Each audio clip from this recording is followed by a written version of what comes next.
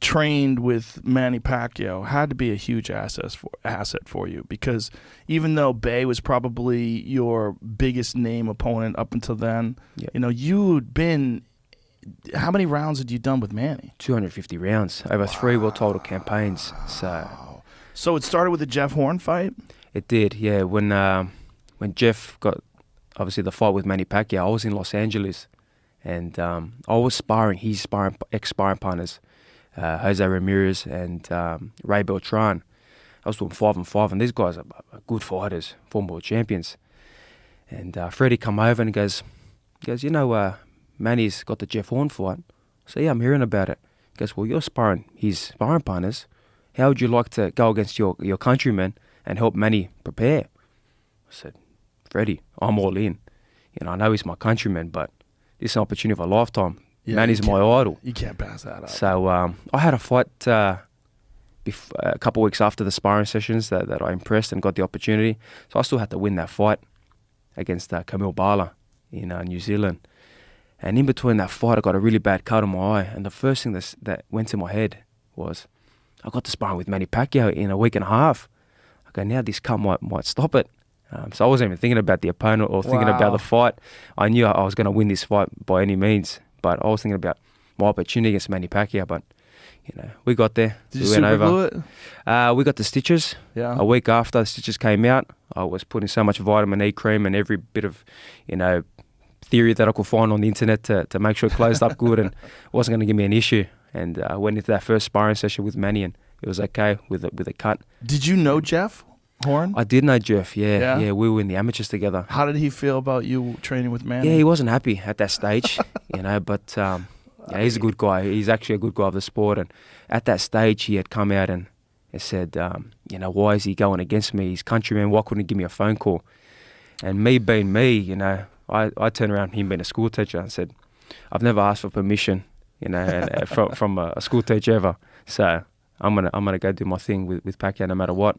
I think he's got to understand that you had to. I think he does. I think he does now. Yeah, he had to.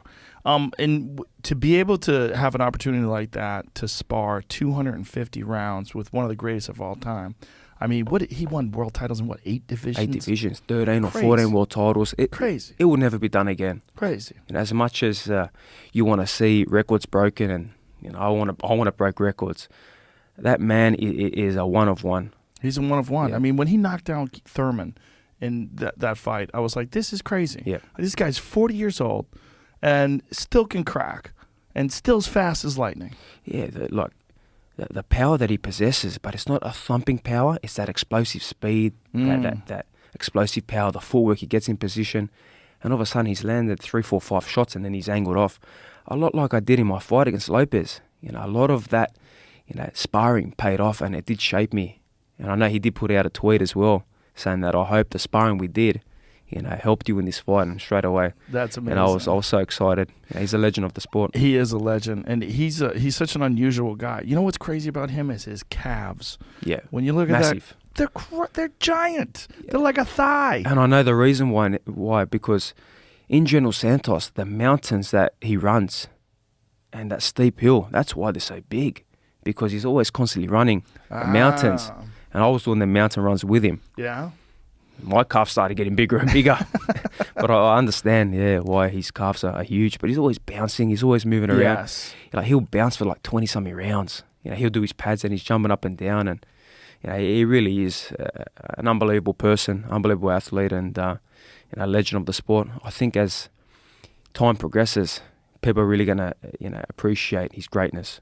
Yeah, and coming back from defeats too. I mean, he's a guy that's had his downs. Yeah. He's had his ups and his downs, and he always smiling and always friendly to people. It's like he's so admirable just as a human being. And it shows too that defeats. I love how the UFC is. Losses are losses. Yeah. Boxing has this stereotype where the zero is so important. I'm undefeated, but would you rather see the best fighting the best? Right. You're going to get competitive fights and great fights. But unfortunately in boxing, it's not like that. Well, the biggest draw in the sport is Canelo, and Canelo's not undefeated. Yeah, that's right. So it's one way of looking at it. He lost to Floyd. Yeah.